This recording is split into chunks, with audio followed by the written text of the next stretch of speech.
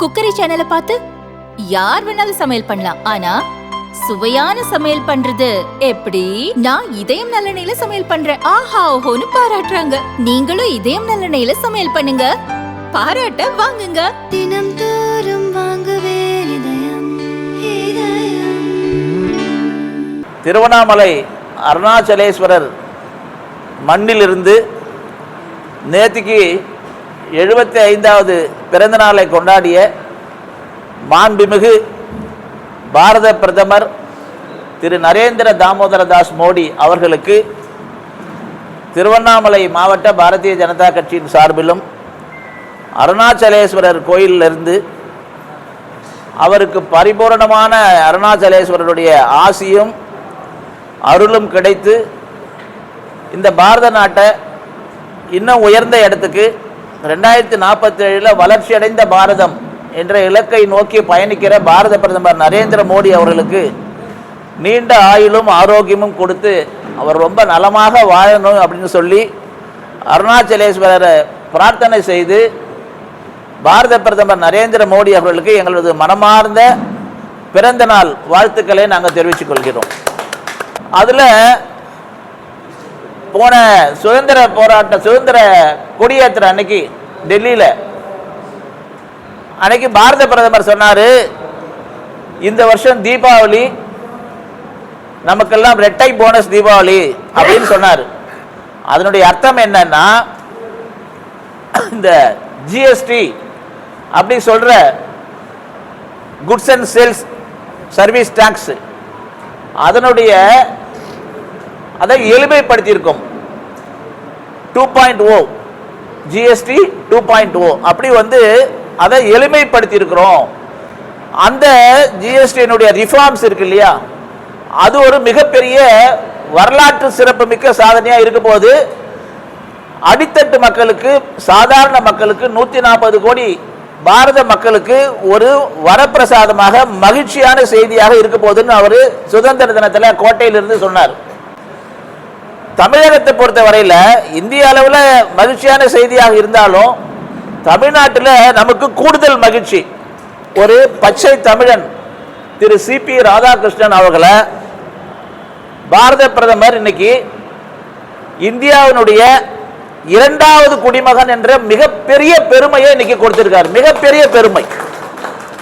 எங்களை பொறுத்தவரை தமிழ்நாடு பாரதிய ஜனதா கட்சிக்கு மாண்புமிகு பாரத பிரதமர் கொடுத்திருக்கிற தீபாவளி போனஸ் அது ஒன்று. 2வது விஷயம், இப்போ 22ஆம் தேதியிலிருந்து நவராத்திரி தொடங்குது. அன்னையிலிருந்து இந்த ஜிஎஸ்டி ரிஃபார்ம்ஸ், அதனுடைய புதிய ஜிஎஸ்டி 2.0, இந்த ஜிஎஸ்டியை பற்றி ஒரு சில விஷயங்களை பத்திரிகையாளர்கிட்ட உண்மையான விஷயங்களை கொண்டு போய் சேர்க்கணும்னு சொல்லதுக்காக தான் இந்த சந்திப்பு. மன்மோகன் சிங் அவருடைய பிரதமராக இருந்தப்ப மறுபடியும் ஜிஎஸ்டியை கொண்டு வரணும்னு நிதி அமைச்சருடைய பட்ஜெட்லேயே சொன்னாங்க. 2007 நிச்சயமாக அமல்படுத்தப்படும் சொன்னார். ஆனால் 2007 அமல்படுத்தப்பட முடியல. காரணம் என்னன்னா, அப்போ நிறைய மாநிலங்களில் அந்தந்த மாநில முதலமைச்சருங்க மிகப்பெரிய அளவில் எதிர்ப்பு தெரிவித்தாங்க. ஏன் ஜிஎஸ்டி வந்தா அதனால நமக்கு வரி இழப்பு ஏற்படும், மாநிலங்களுக்கான வரி இழப்பு ஏற்படும், அதை எப்படி ஈடுகட்ட முடியும்? ஏன்னா மாநிலங்கள் வரி வச்சு தான் நாங்கள் மாநில ஆட்சி நடத்துகிறோம். அப்படி பல மாநிலங்களில் எதிர்ப்பு வந்ததும் பிரணாப் முகர்ஜி அதன் பிறகு அதை கொண்டு வரவே இல்லை, கிடப்பில் போட்டாங்க. கிட்டத்தட்ட 10 வருஷம். 2007 வர வேண்டிய விஷயம் 2017 ஜூலை மாதம் தான் நம்ம அதை ரீஃபார்ம் பண்ணி புதுதாக ஜிஎஸ்டின்னு கொண்டு வந்தோம். இது ஏதோ ஜிஎஸ்டின்னு வந்ததும் கொஞ்சம் பேர் இந்த தமிழ்நாட்டில் கூட இருக்காங்க, கொஞ்சம் அறிவுஜீவிகள்லாம் இருக்காங்க, ப. சிதம்பரம் இது மாதிரி பொருளாதார மேதைன்னு சொல்லிக்கிட்டு இருக்கவங்க. இதனால் விலைவாசி எல்லாம் ஏறும் அப்படியெல்லாம் ஒரு பெரிய பிரபகண்டா பண்ணாங்க, ஒரு தவறான பிரச்சாரத்தை பண்ணாங்க. அதனால் ஜிஎஸ்டினால ஒன்றும் பெரிய மாற்றம் வராதுன்னு. ஆனால் 2017 ஜிஎஸ்டி வந்த பிறகு 2019 நடந்த பொது தேர்தலில் மக்கள் அனைவரும் ஜிஎஸ்டியினுடைய பயனை அனுபவித்ததுனால 272 இடத்துல இருந்து நாங்கள் 303 இடமாக 2019 2வது முறையாக பிரதமர் வரும்போது 30 இடங்கள் கூடுதலாக கிடைச்சது. காரணம் ஜிஎஸ்டி அமுல்படுத்திய பிறகு.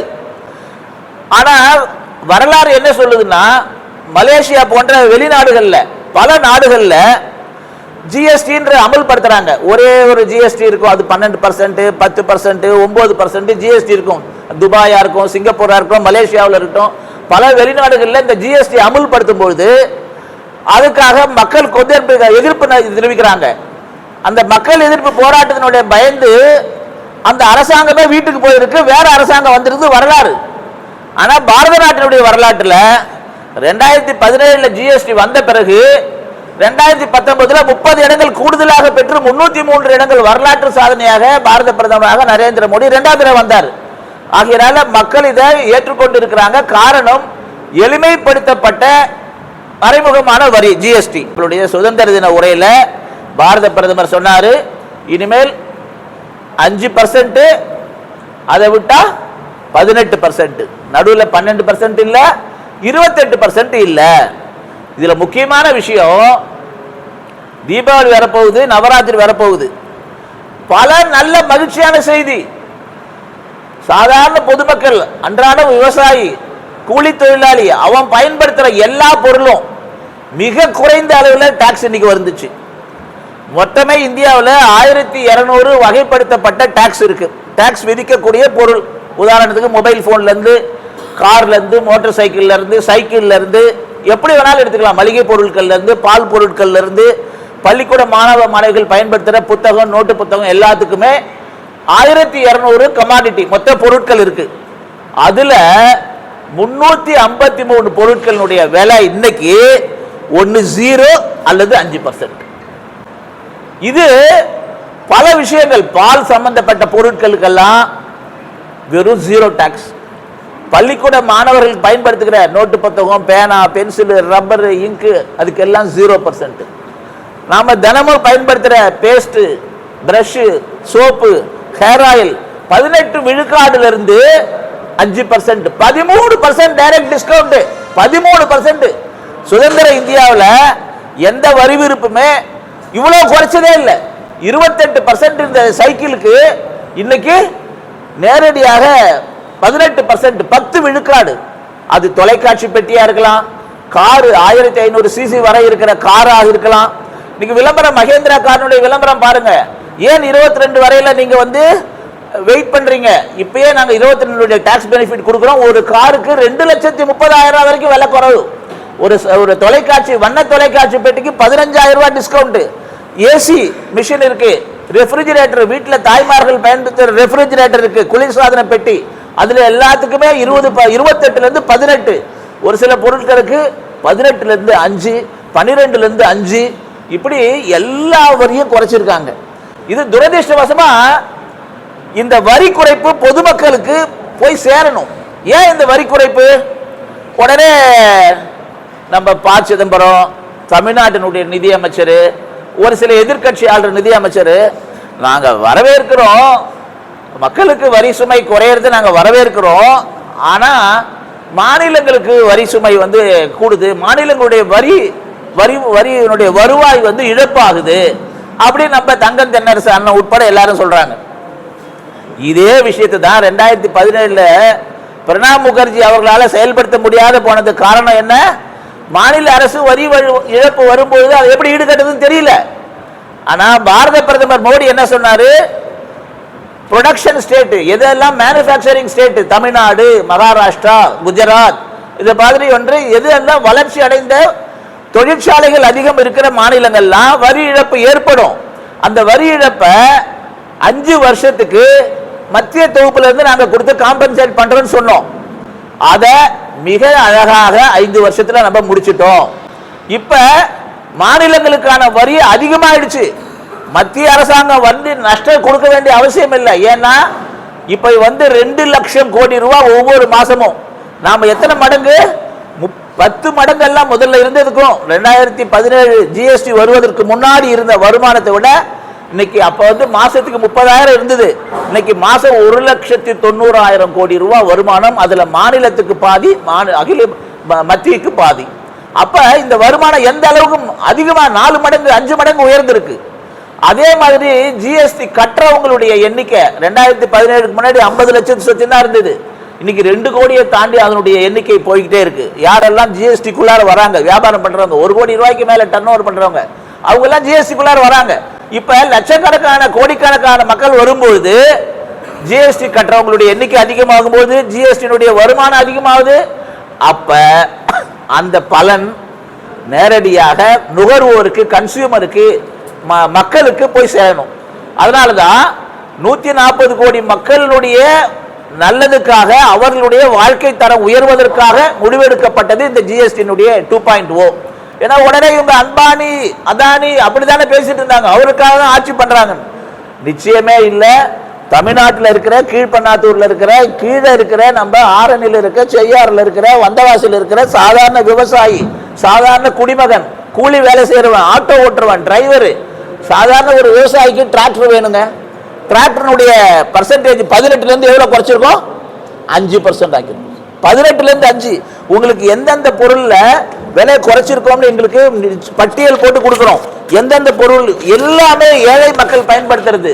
ஆரணியில பட்டு நெசவு செய்யறவங்க இருக்காங்க, நெசவாளர்களுடைய கருத்துல வச்சு அந்த 18% நூலுக்கு இருந்த வரி 5%. இப்படி எல்லா பொம்மை செய்யறதுக்கு, கிராமப்புறத்தில் நடக்கிற பொம்மை செய்யறதுக்கு, பாடப்புத்தகங்களுக்கு, மீனவர்களுக்கான அந்த அந்த வலை விஷயத்துக்காக, அதுக்கு எல்லாத்துக்கும் 12ல இருந்து 5. இப்படி ஒவ்வொரு துறையிலையுமே நம்ம சட்ட வேலை பண்றது, மரம் வேலை பண்றவங்களை, பித்தளை வேலை பண்றவங்களுக்கு 12ல இருந்து 5. இப்படி 12ல இருந்து 5 பொம்மைகள், பாரம்பரிய பொம்மைகள் செய்யறது, நீர் பாசனத்துக்கான இந்த ட்ரிப் இரிகேஷன் அதுக்கான விஷயத்துல 12ல இருந்து 5. முக்காவாசி பொருளை 5க்கு கொண்டு விட்டோம். எல்லாமே அடிப்படை விஷயம். ஏழை தாய்மாருங்க, ஏழை குடியானவங்க, ஏழை விவசாயிங்க, சாதாரண ஆட்டோ ஓட்டுறவங்க, அவங்க சம்பாதிக்கிறாங்க இல்லையா, அவர்களுடைய வாழ்க்கையில இப்ப மாதாந்திரத்துல 2000ல இருந்து 5000 ரூபாயில இருந்து 10,000 ரூபாய் வரைக்கும் மிச்சமாக போகுது. இது விமானம் தொடங்கி காலையில நம்ம எந்திரிச்சதும் பல் விளக்குற பேஸ்ட்ல இருந்து தொடங்கி நம்ம அன்றாடம் பயன்படுத்துகிற நம்மளுடைய உணவுல இருந்து, துணிமணியிலிருந்து, சிமெண்ட்டுக்கு 28ல இருந்து 18% குறைச்சிருக்கோம். இப்ப கட்டுமான பொருளுடைய விலை எப்படி ஆகும்? பல மடங்கு உயரும். கட்டுமான பொருளுடைய விலை உயரும் போது கட்டுமானத்துக்கான தொழிலாளர்களுடைய எண்ணிக்கை தேவை அதிகமாகும். அப்ப தொழிலாளர்களுக்கான சம்பளம் கிடைக்கும். இப்படி ஒரு தொலைநோக்கு விஷயம் உள்ள ஒரு பிரதமர். ஒரு நாட்டை பத்தி உயர்த்தணும்னு சொன்னா, நாட்டில் ஏழ்மை எப்படி ஒழிப்பீங்க? நம்ம ஏற்கனவே 25 கோடி பேரை நம்ம ஏழ்மையிலிருந்து கொண்டு வந்திருக்கோம். கொரோனா காலத்துல ஒரு பாரத பிரதமர் 140 கோடி மக்களுக்கும் இலவசமாக 3 முறை, ஒரு சிலருக்கு 2, ஒரு சிலருக்கு 3 தடுப்பூசி கொடுத்தோம். எப்படி சாத்தியப்பட்டது?